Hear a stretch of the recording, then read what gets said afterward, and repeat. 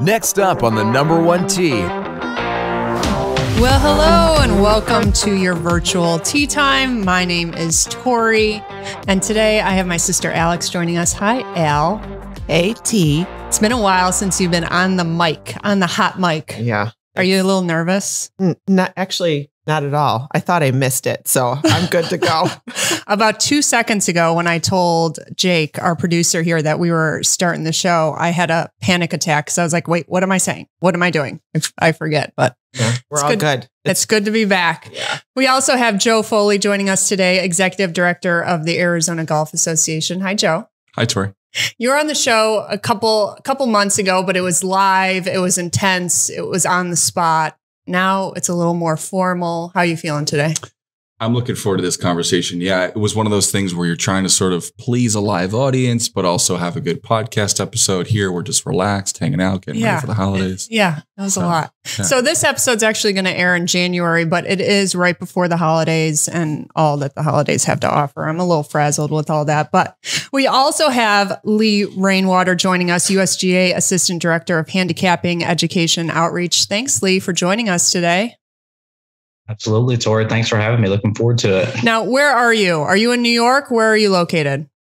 Well, I live in New Jersey. I live about 20 minutes from the USGA headquarters, but right now I am in Louisiana, which is where I'm from. So I'm already here for the holidays. Excellent. So where in New Jersey is your home course? Give your home course a shout out. Well, I'm a member of Moggy Brook Golf Club, which is actually a staff club. So it's a club without real estate. So that's where my handicap index comes from. But I kind of play all over.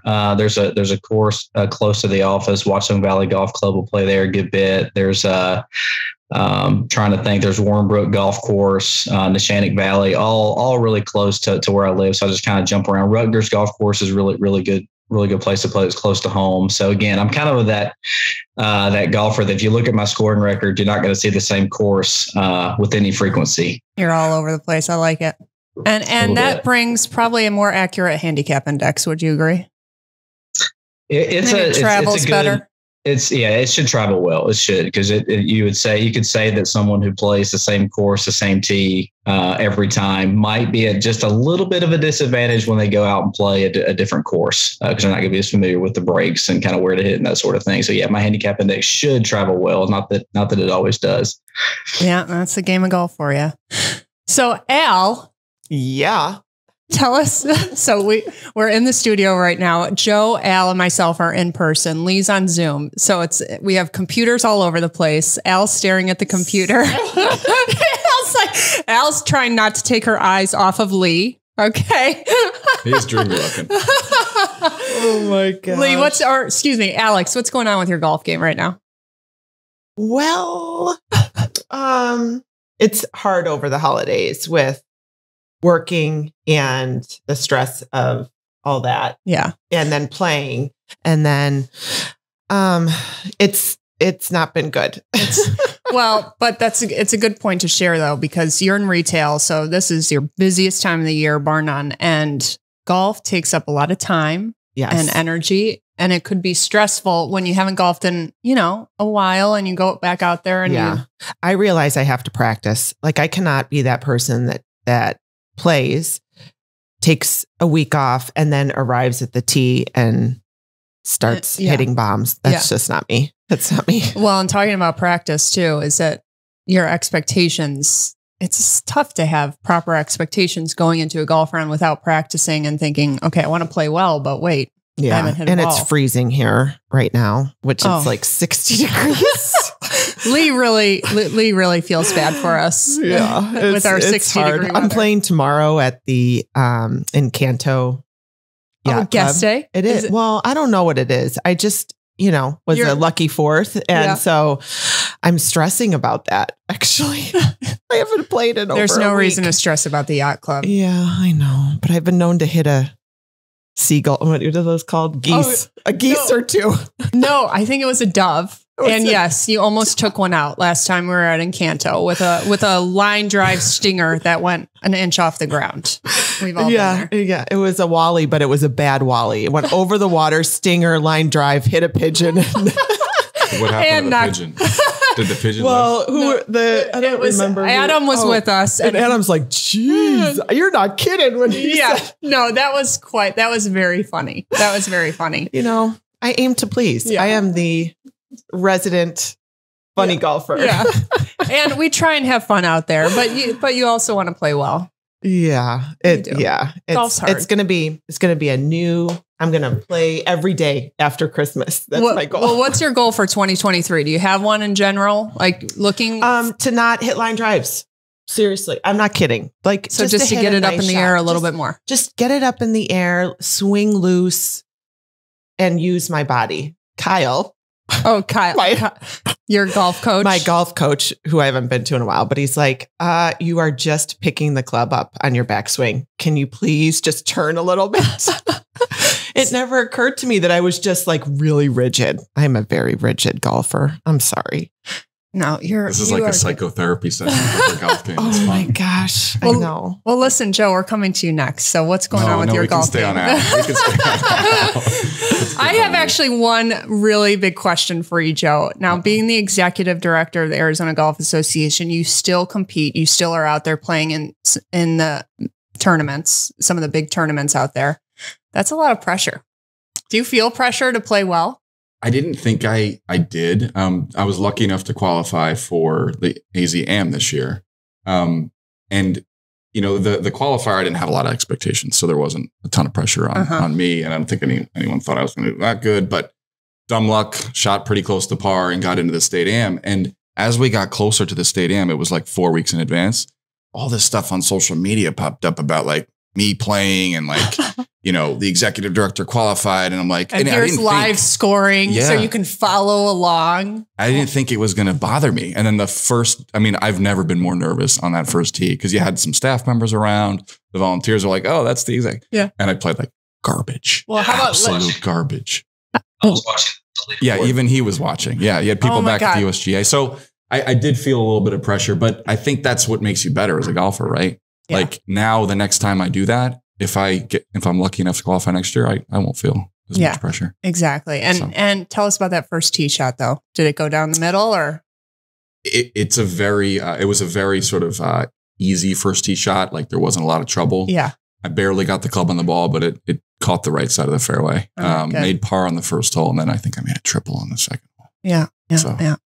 Oh, okay. I love those holes. But the best part is I came back the next day and I birdied number 2. And like, even though I didn't qualify, like that was a big win for me, you know? Oh, trust me. I've had those first round disasters this year myself. I can think of at least 2 of them, probably 3, where I go out the first round of the tournament and just blow it. So there's really no reason to show up again for day 2 or 3, however many days it was.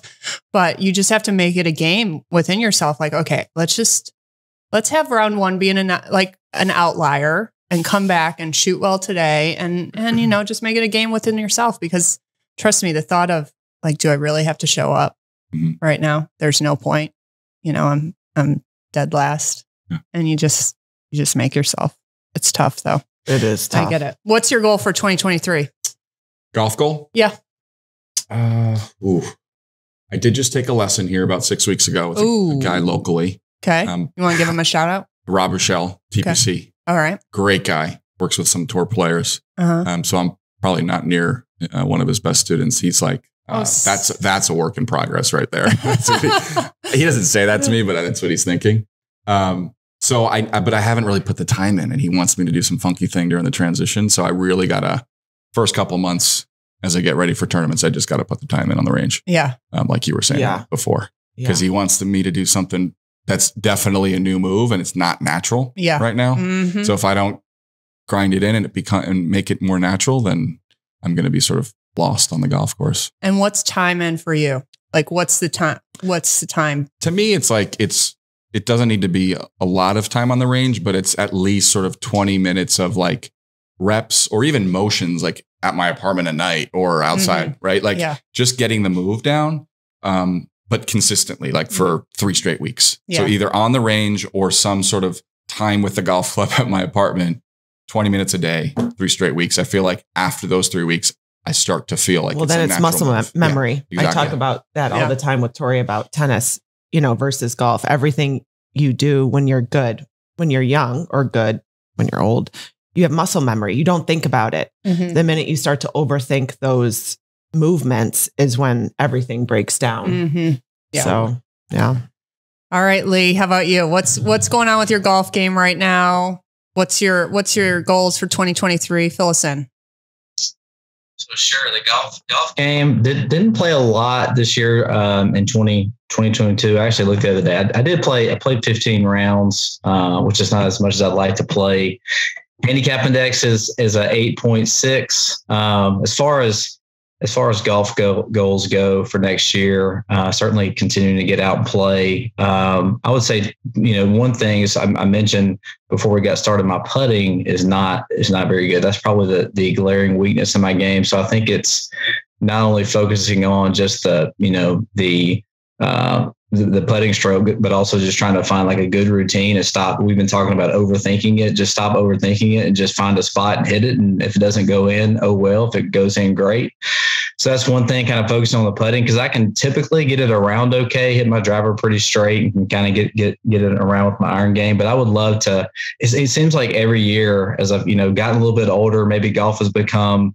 Not that, I've always have and always will love the game, but there's just not as many opportunities to get out and play and practice. But so every year my handicap index just keeps going upward and upward. So I would love to go the opposite direction this year. I would love to get it. I mentioned it's 8.6 right now. I'd love to get it somewhere in the sixes in 23, and I'll be happy. So that's my goal. I've now published that, so we'll see how it all unfolds. That's why I have this conversation. That is on the record now. Yeah. So 15 rounds in 2022. What would be ideal for you for 2023 as far as number of rounds? I think getting over 20 would be good. Yeah. We'll say that would be a good goal to have. And typically they'll come in some bunches, like it might be a trip with some friends or just a long weekend where I'll play 2 or 3 times. But I think getting over 20 would be a good target. Excellent. So today's episode, we're going to get into all things handicapping, handicap index, all the questions that we have. But I have one more question for Joe before we move forward with that. You moved from New York to Arizona almost a year ago. What's it been like? Because that is quite a culture and climate, and all things change. Well, 20 degrees used to be cold, and now, as Al said, it's 60 degrees cold. We are such wimps. It's flip-flop weather or non-flip-flop weather. Exactly. I sat down at a bar the other night, and it was like 65 degrees out, and I sat at the bar, bundled up, right? Like pants on, sweater, jacket. And the guy looks over at me next to me and he goes, "You must be a local." And I'm like, now I am. But I'm a total softie now. Yeah. When it comes to the weather. As far as culturally, like the difference in terms of golf, it is very, very different. What I will say is it's so cool how a part of golf, how a part of the community and the fabric of this place golf is. That's not the case in different parts of the country. Golf is big in the Northeast, big in the Midwest, but it is more sort of a traditional game, and it's more of off to the side. It's not part of like the everyday life. And here it is. And that's really, really cool. I tell people that, when I get in an Uber, it's usually pretty quickly into the conversation, 30, 60, 90 seconds, we're already talking about golf. Like it either comes up naturally or they ask what I do, and they sort of dive into like asking me questions, telling them about their golf game, how it's impacted them. So that's really cool to be able to work in the golf industry in a place like this where there's just so much passion. And how big is waste management? I mean, that is, people are like. Is this going to be your first year going to the Phoenix Open? I have been once before, 2 or 3 years ago, raised some hell with some buddies on a buddy's trip. Probably was in a tent for 5 or 6 hours. Didn't see one golf shot. Yeah. But this year, no, I'm really excited to be back. Yeah, it's such a great event. Yeah. Yeah. And how about just the traditional parkland courses versus desert golf? How has that changed? I'm still getting used to it. Yeah. I think one thing with the Northeast and the Midwest, where I've spent a lot of time, a lot of the holes, there's a lot of variety between each hole. And so it's easier to stand out in your head. Yeah. And I think sometimes I'll play golf out here and like, I'll just be like, "Ooh, I don't remember what hole 4 was or hole 10 was." but the conditioning and the weather and like all that other stuff makes up for some of that other stuff that's just different in terms of it maybe having a little bit of lack of variety. Are you confident with your driver? Right now, no. Normally, it's a pretty good part of my game. Yeah. But yeah, desert golf, it's important, right? Yeah. Is that where you're going? Yeah. Lee, have you played a lot of desert golf courses? I have not. I've been to La Paloma. Played La Paloma several years ago. Actually, it was a golf industry conference back probably, I don't know, 2011 or so. And the only other round of golf I've played in Arizona was not a desert course, and that was Arizona Country Club. So not a lot of experience. I can remember at La Paloma getting on like the first tee and can't really remember, but it was like the fairway was probably 30 to 40 yards wide. So plenty of opportunity that, for a miss hit. But in my mind, I'm thinking I have to hit this perfectly to not be like in a cactus. Yeah. So it was just, it was mentally, it was a tough adjustment. I can remember it took, 6-7 holes to kind of get somewhat comfortable. But very little desert golf. Hopefully make a trip to see Joe at some point in the future. He can show me around and we can play some more courses. Absolutely. Oh, well, let's get into it. So I wanted an episode to be all about getting your handicap, what it's all about, establishing a handicap index, and just the whole process behind it. And Lee, our resident expert, is here to answer all our questions. But I first have to ask Alix, like, what was your thought when you started golfing? What did you think a handicap index was? Well, I had the luxury of having Tori say, you need to get a handicap 500 times yes, in a row. Yeah.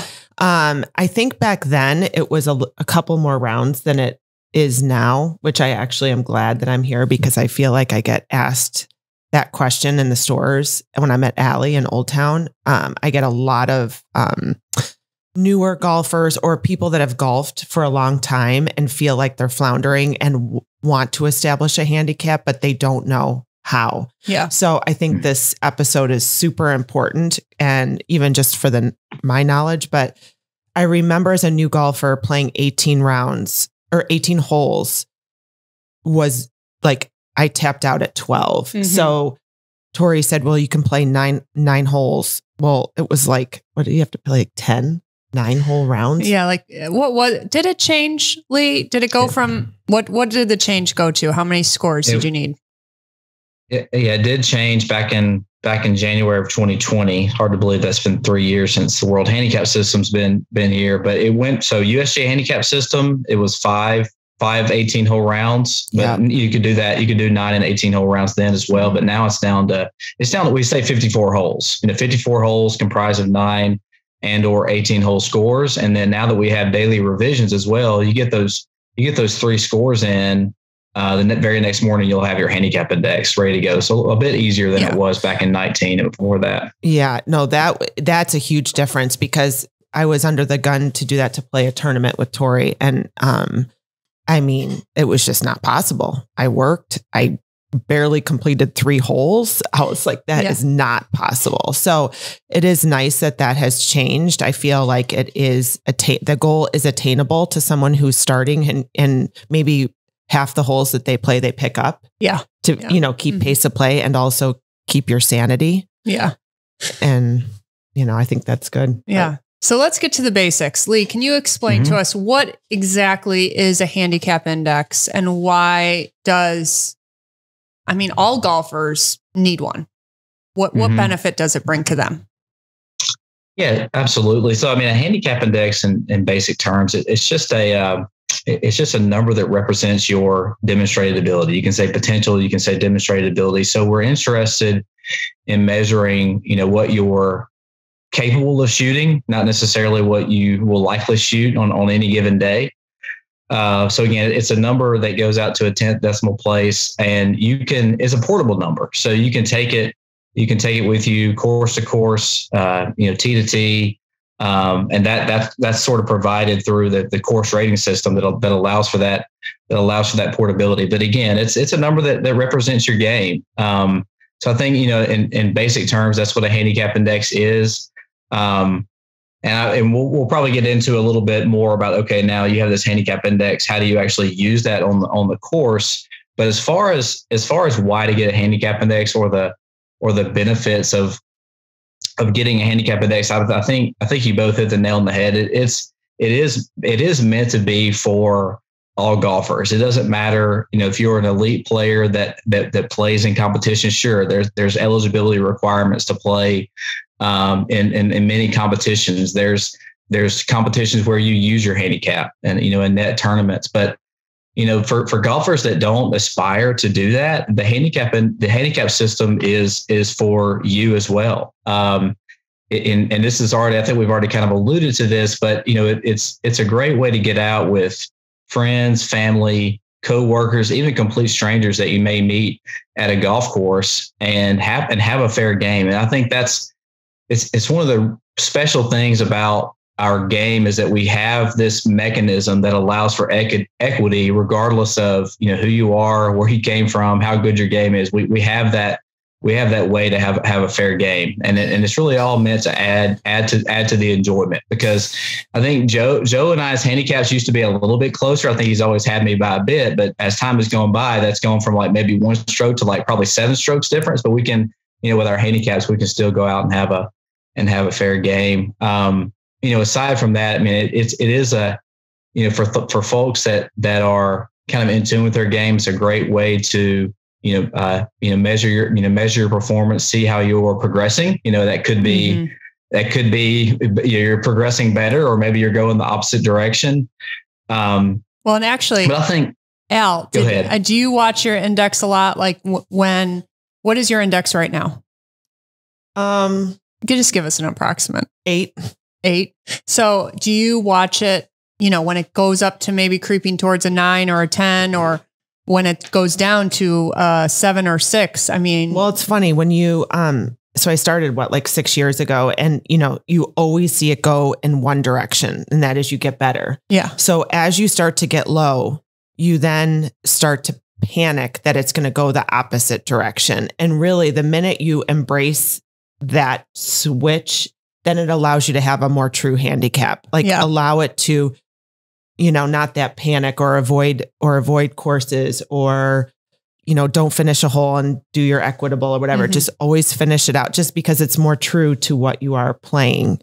But I try not to watch it I try to make it go, was it worse? So what's that? Up. I try to really will it to go up, but then I have this thing that doesn't want to shoot high. So I have this it is a weird it is weird. And it's different for everybody, I feel like. As far as how they watch it and what it means to them. Yes. Even within our groups, you see people, you can see they get wound tight. Yeah. If it gets higher than they want it to be. Yeah. What's your relationship with your handicap index, Joe? Ooh, we might need another hour for that. But I think I have a similar experience to you, Al, where, you practice a bit and you see it go down, but then there's this fear of it kind of going away, or you can't play to it. Yeah. Mm-hmm. It is funny you're talking about. There's those, and we might get into this too, but there's sort of those two different players. A player who really wants it to be low, and at times it's probably too low because they work so hard to get it low, but they can't play to that a lot. And then there's the other side where people like to win a little bit of money and they don't mind it being high. And so there are two different types of people. As far as me, I don't know. I try not to put too much weight in it, because there are times where, I do look at it, and it is a way to determine, your skill level and how you've improved. But if I get on the tee and I put too much pressure on, to Lee's point, playing to the handicap, that can sometimes impact my experience a little bit. You know what I mean? So I think it's a really good way to again, compare yourself to another player as you start to play a match, or you're getting ready to play a friendly game. But I try to kind of let it stand for itself, in advance of the round and then after the round. But during the round, I try not to place too much of an emphasis on whether I'm there or I'm behind or getting better. Exactly. Lee, let's get to the nuts and bolts of how you actually establish a handicap index. How do you sign up? Where do you go? And then once you are signed up, how do you post those scores? And actually, it seems complicated. Like, do I have to calculate this all myself? What do you actually do? I was having a conversation in the store with a friend that wants to go to Mexico, and she does not have a handicap. She belongs to a country club, so she has access to a course. She probably belongs to the AGA and has it's all set for her, and she just doesn't even realize it anyways. I realized I could not articulate how that person should go about signing up. I felt like I was like, oh, well, just go to the pro shop. Yes. But I feel like I needed those tools to tell her to then say, okay, these are how many rounds. This is what you say. And what if someone didn't belong to a local club? Where do they go? But that's still a good tip in itself. Like, if you belong to a club, go to your pro shop and ask them. They will help you for sure. If you don't have a pro shop, where do you go? Yeah. Where do you affiliate yourself with? Like, who do you do that? I don't know. Lee, tell us, can we give it in 3 steps too? Like three steps. Yeah. And also, I know this is not directly related to the question, but kind of going back to the previous conversation, man, I do think that one of the great things about a handicap index, and it ties into this world handicap system that we have now, like for the first time ever, since 2020, we got this one way that a handicap index is calculated. So to me, it's such a cool kind of community feel to it, where whether it's a casual conversation at a bar in Arizona or if it's on the first tee somewhere, like it's such a common question, like, hey, what's your handicap? And so to be able to share that, I do think that that's connecting thread between golfers that's so important. So I think it's, no matter, and I think somebody already mentioned like owning your number. It doesn't matter if you're a 2 or a 22 or a 32, like the system is for you. I didn't mean to rhyme that much, but anyway, it's okay. I'll get into I'll try to do 3 steps. Sometimes I don't take instructions that well, but, so I think Alix already mentioned one thing. I mean, we start a lot of times with like, if you're a member at a private country club, more than likely it is a benefit of your membership at that club. So yeah, go to the pro shopper. And even if you do not belong to a private country club and there's a course that's like near work or near home and that you play often, ask the pro shop. And more than likely they have a club set up that will allow you to become a part of that club, be a part of that handicap roster. So that's a very traditional route, but it's been available and will remain available. But Lee, what's the actual question? Like what is she going into the pro shop and actually saying? Like, how do you word that? Yeah. She's just saying like, look, I want to get set up for a handicap index. And normally, I mean, it's as simple as they'll take some very general information about the golfer, name, email address, not much more than that. Get them entered into the system, and very quickly after being entered into the handicap system, which for many AGAs and clubs around the country, it's the GHIN service, but that's not the only one that's available. Mm-hmm. But let's just use GHIN as an example. The golfer will be entered into the GHIN system. It'll generate a handicap ID or a GHIN ID. The golfer will then use that to they'll download the GHIN app, put that number in and sign in. And it can start posting scores right away. So if that golfer has 3, 5, 10 scorecards in their glove compartment, they can backdate those scores, and the very next day we'll have a handicap index. So the question is simple: is like, look, do you offer a handicap service? Do you have a golf club set up at this facility? If the answer is yes, say, look, I'd like to get set up today. And they'll, if the club is authorized, and most around the country are, then it's a very quick and easy process. Do they maintain when they comes up for renewal, does that club then kind of hand it off to you that you have to renew it every year? Or like Arizona Country Club doesn't say, hey, do you want to renew? No, they just renew it. But we play at Papago and we have to go into, I don't even know. Where do I go? I don't even know. This is where Joe comes in. Joe, so where do I go? We have to log into the Arizona Golf Association and finish that process there. So I do want to get into where the state association plays a role in all this. But first, I want to make sure. So we're going to ask a club to help us establish a handicap index, Lee. And then we're going to need some device. Most likely it's GHIN. And GHIN is JHIN. No, G. Oh, G. Pronounced J. JG. But that's what I was explaining it to Lorraine, and I'm like, I don't know. What do I say? Yeah. You know, I was trying to get her to get a handicap too. And so you need a system like GHIN, which is the most common one, to help post your scores. And and they have an app that you can use, or you can log in through your computer or whatnot.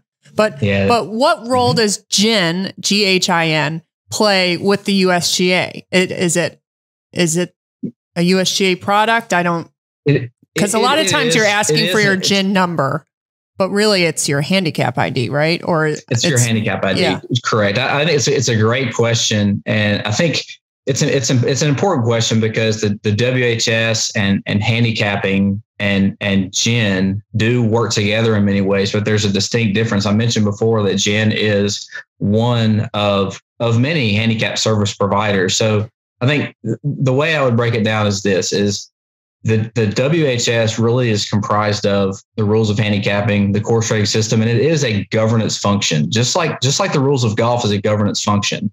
It provides that calculation that we talked about earlier that represents the golfer's ability. It lays out all the procedures and how to apply and use a handicap index. So that's kind of the rulesy side of it. And then GHIN is really GHIN is a USGA product and is provided through two Allied Golf Association, but it's a suite of products that's available it has kind of different tools that are available, if you will, to like AGAs, clubs, and golfers. But from a golfer standpoint, if you get that handicap ID, you get that which is essentially, in this case, if we're talking about GHIN, it's a GHIN number. That's what they then use to apply to a product. And for most of us these days, it's going to be the app. Use that app to post scores. Look up other golfers that are within your club or that you play a lot of golf with. I know the GHIN app has other really cool features like stats and GPS functions, but those are a little bit separate from handicapping. So again, they work really closely together. One needs the other, but one is governance, one is more technology delivery. If that makes sense. Yep.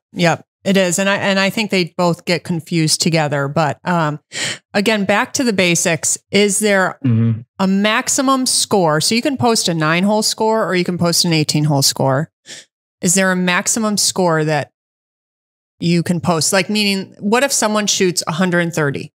They can post 130, correct? For 18 holes or 9 holes, I guess. But They can. So there's not a maximum score for a round of golf, but there's a maximum score for an individual hole, and it's called net double bogey. So it's a max score you can record on a hole for handicap purposes. So the score that you actually shot, and let's just say you're playing in a tournament, the score that the pro puts up on the leaderboard may end up being different than the score that you post for handicap purposes because of net double bogey. And it's based on the golfer's course handicap, par, and stroke index allocation. And just to keep a simple example would be, Tori, let's just say your course handicap is 10. You're playing a par 4 that has a stroke index of 6.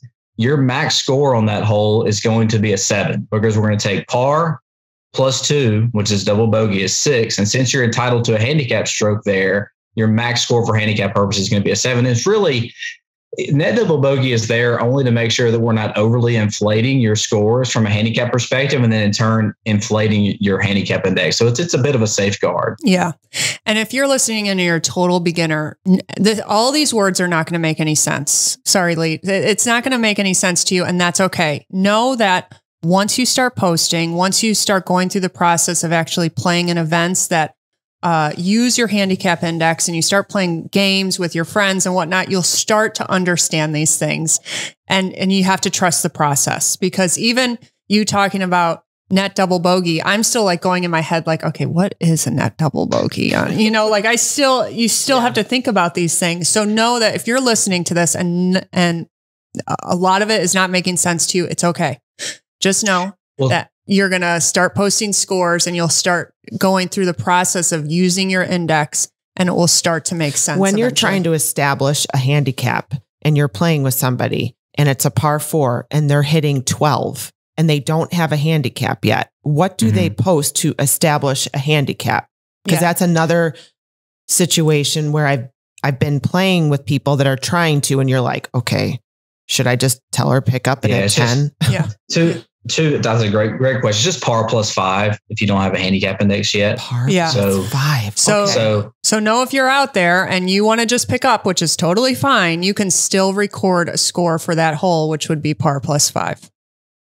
Okay, learn something new every day. One other point I think is really important, because Tori, you made a good point that like a lot of people that hear me use terms like net double bogey, stroke index allocation, you're gonna be like, what is this guy talking about? And I get that, but one thing I think is an important point is kind of going back to the product side of it is if you use the app or use the website and you post hole by hole, the system takes care of it for you. So you're not actually having just post what you shot. Put it in that 9, 10, or 11, and the system's going to automatically reduce that individual hole score to what that max score should be. So you don't have to worry about like doing the math. And I would say like in general for the system, like I think the handicap system gets a bit of a reputation for being complicated, and I know that I'm probably too close to it.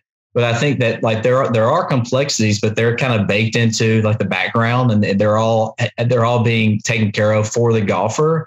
And those rules and procedures that a golfer needs to know are really, the list isn't that long, and it's not like an intensive education program to go through to be able to use a handicap index and have it be accurate and add to your kind of fun on the golf course. So it's, again, the complexities that are there that are kind of baked into the calculation side of it, just let technology worry about that stuff. Exactly. The system will do all the calculating for us. And can you just remind everyone how the handicap index is calculated though? Like how many scores is it actually using? Is it an average? Is it an average times 0.02? I don't know what it is. So can you let everyone know? Yeah, absolutely. And there's, going back to you asked a question about number of scores to get a handicap index earlier, how that changed in 2020, as did the calculation. So we'll just focus on the now, just to avoid any confusion. What we do now is we, you can get a handicap index after as few as 3 18-hole scores. Again, 9 and 18s are great. Mm-hmm. But ultimately, what we're trying to get a golfer to is 20 18-hole scores.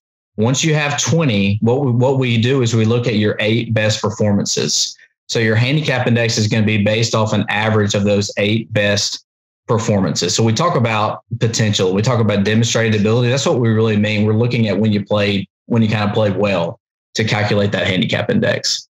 Yeah. And so when you get a handicap index and you have that all established, it's not like you're supposed to go out there and shoot that every single time. We're talking about your 8 best scores out of 20. Mm-hmm. I think that's a common misconception. Like, okay, I'm a 10 index. I should be shooting an 82 or less every single time if it's a par 72.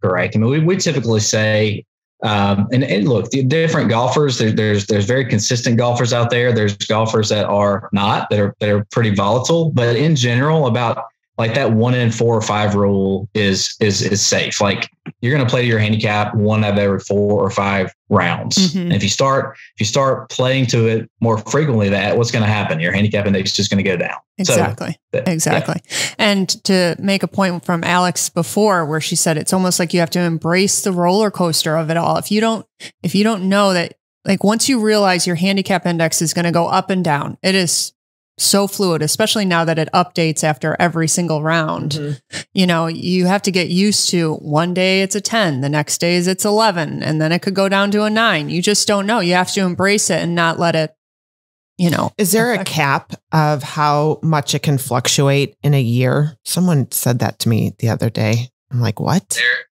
There is. So a couple things I would say to that is there's a maximum handicap index is 54.0. And that was another change in 2020. And that was introduced. It's higher than it used to be. And that was introduced really to make sure that we're being inclusive to golfers of all abilities. Someone's just starting out. We want to make sure that they're getting a number that actually represents their ability and they're not being kind of maxed out at a number that's not realistic.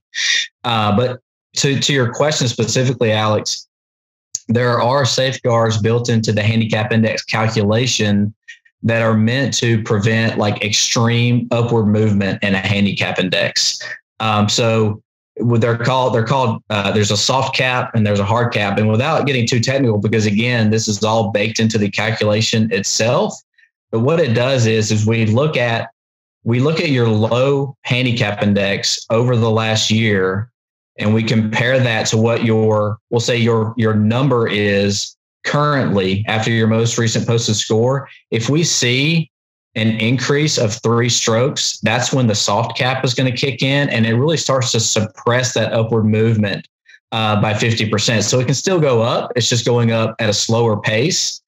And then the same thing, if there's a 5-stroke difference between that low handicap index and that current calculated value, then a hard cap actually kicks in that says this number can't go up anymore, because there's data to show that within that last year you've been at a certain level, and it's just not realistic for your number to go up this much this quickly. But one caveat that I would say, because we get this question a lot, is like, what about a golfer that recently had surgery but is still able to play golf, or somebody that has had, some medical issues? There's absolutely the role of the handicap committee that can go in and allow that movement of a handicap index outside of that cap, basically an override feature. So it's really meant more for scenarios where the golfer is just experiencing this really extreme upward movement. And we just want to make sure there's a safeguard. It's not necessarily meant just to target that player, but it's really meant to protect the field, or protect other golfers that may be playing against with him or her and around the golf. Mm-hmm. Okay. I believe it or not, we are running short on time, but I want to get into with Joe how the Arizona Golf Association works with the USGA. Like, how does the state association work with USGA? Like, how does that work exactly? Because another place that you can go to easily, where you can go to help if you want to establish a handicap index, is you can call, email, reach out to your state golf association. So how does the state golf association, we're using Arizona Golf Association as the example, help with that process? And how do they work with the USGA? So I'm really glad you brought that up, because really the third way of getting a handicap, we talked about, if you're a member of a private club, you're probably taken care of. If you want to go to a golf course, you can get one at the pro shop. The third way is if you don't want to go to a golf course or be affiliated with a specific facility, you can go to a state golf association website, or you can go to the USGA and get a handicap directly online. Mm-hmm. And you wouldn't necessarily be affiliated with a specific club, but you still have access to a handicap. There are reasons why we have 3 different ways to get it, but now it's pretty easy if you think about it. There's 3 ways to do it. What's a little difficult for people to understand is that the USGA and the Arizona Golf Association, we're basically one and the same. We are the local affiliate for the USGA. We work on behalf of the game, and we're in support of the handicap system and the rules of golf and everything the USGA does with championships, qualifiers. We're doing the work that the USGA does. We're just doing it locally. Mm-hmm. There's 58 golf associations across the country that essentially are the local arm, if you will, of the USGA. Mm-hmm. Now, the way this gets back to this conversation is, even though you're getting a USGA handicap, you're getting an Arizona Golf Association membership to get the USGA handicap. Mm-hmm. And that's a little confusing for people. They're like, wait a second, I just want a USGA handicap. Why do I have to go through the State Golf Association? Well, if you go through the State Golf Association, or you go through your club, which is affiliated with the Arizona Golf Association, you're essentially all going to the same place, because the USGA and the Arizona Golf Association, the USGA is the national office, we're the local office. Yeah. So again, back to the point in your question, you can go to Arizona Golf Association website, azgolf.org, jump on the site, say join the Arizona Golf Association. And by joining the Arizona Golf Association, you get a lot of different benefits. One of those benefits is a USGA handicap. Yeah. So that's what I feel like that's what I would tell Lorraine to do. Yeah. To go to because I feel like she's a little intimidated to go into her local pro shop at clubs that she's been playing. And I would just steer her in that direction. Yeah, you can do it in the comfort of your own home. Lee, is the website getahandicap.com? Is that an easy way to sign up also? It is. Joe mentioned that you can go to USGA.org. It's USGA.org/getahandicap.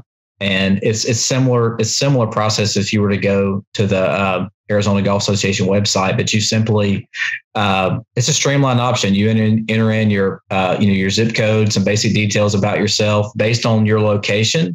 It's going to drop you into the respective community based on that location. So like if you're in Scottsdale, it's going to put you into the USGA/Arizona GC, and you get a handicap index on the spot. And to Joe's point, you also get the benefits of membership of the Arizona Golf Association. So that was introduced earlier this year, really just as another option, like in addition to the ones that we've been talking about over the last hour, it's another option to allow golfers to get a handicap index, be a member of their golf association, and enjoy the benefits that come along with that. Yeah. And the calculations on how to figure out a handicap index it's out there. It's not some secret code. So there is some apps out there that will do it for you that aren't USGA or any way affiliated with state association. So why is doing it through the USGA so much more important, or what's the benefit other than just downloading, this other app to do it and they'll help you figure it out? Yeah. What I would say to that is if you want a handicap index, and again, kind of going back to the fact that there's this singular calculation, worldwide that comes through the WHS. So if you want a handicap index that, millions of golfers across the world are using, and, we're seeing nice growth this year of a lot more golfers that are signing up, getting a handicap index. So if you want that number, you do need to go through the channels that we've talked about on this podcast, because every handicap index in the U.S. is calculated by the USGA through our centralized computation service. So again, multiple ways that you can sign up, depending on where you play, and sort of the ease of sign up that you're looking for. But if you're looking to get a handicap index, it needs to come through. It needs to come through one of those channels that ultimately originates with the USGA calculating it. So I would say that, that the benefits again are it's that number that so many other golfers that you're going to run into are going to have a handicap index.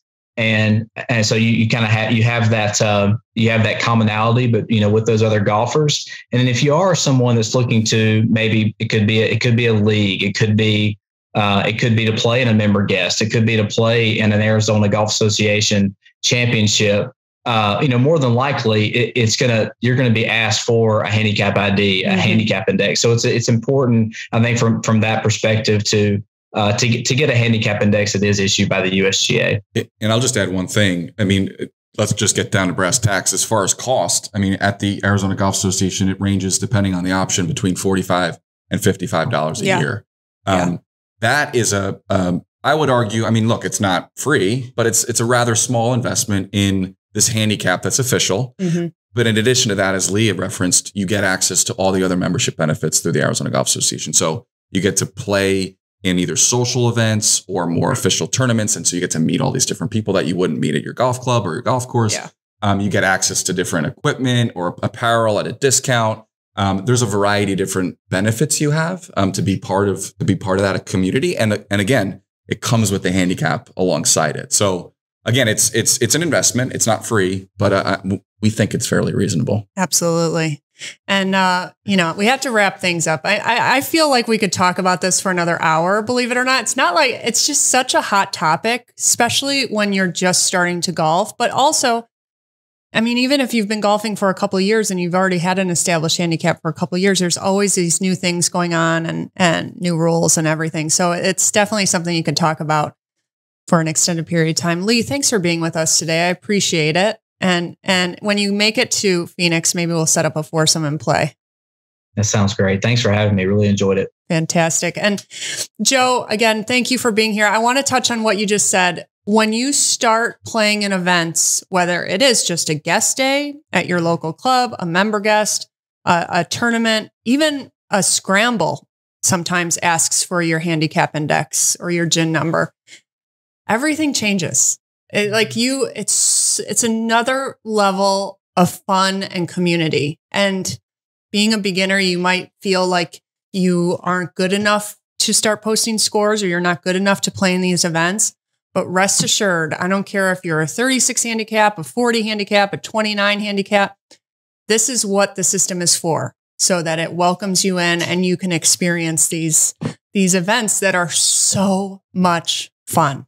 Well, we love that. And we love that you say that, Tori, and we love that you support our events specifically. I think people have in the past looked at state tournaments as like, I need to be a certain level. I need to reach a certain handicap. But if you look at our schedule, we have 9 in wines. We have new like beginner clinics. We have net. We're going to introduce a net series next year. So these 1-day net events where you show up, you're not playing gross, meaning you're not playing just straight up against someone without a handicap. You're playing with the handicap. Yeah. 1-day event, have fun, and then leave. And it's, you shoot what you shoot, right? Yeah. So again, that's for 90,000 people. That's the current membership. We're hoping to grow that even more down the road. We're not offering events just for those elite 1-2% of people. We're talking about all golfers. Yeah. And if you don't have a sister like me, where I was telling Alix from day one to get a handicap index, I will be your sister for the day. And I will say, go out and get yourself a handicap index and start posting scores. That's what I do to everybody that says, oh, I don't have a handicap. I'm like, get one. Yep. And it was just because I wanted her to play in the member guest with me that year, or it was at her club. I don't remember what it was, but she was able Forest to Highlands. establish it, and she went in and played the event. And I think Alix can agree, it is some of the most fun days, yes. those events. So Thanks, Al, for being here. Thanks, Joe. Thanks, Lee. I appreciate you. And till next time, thanks, guys.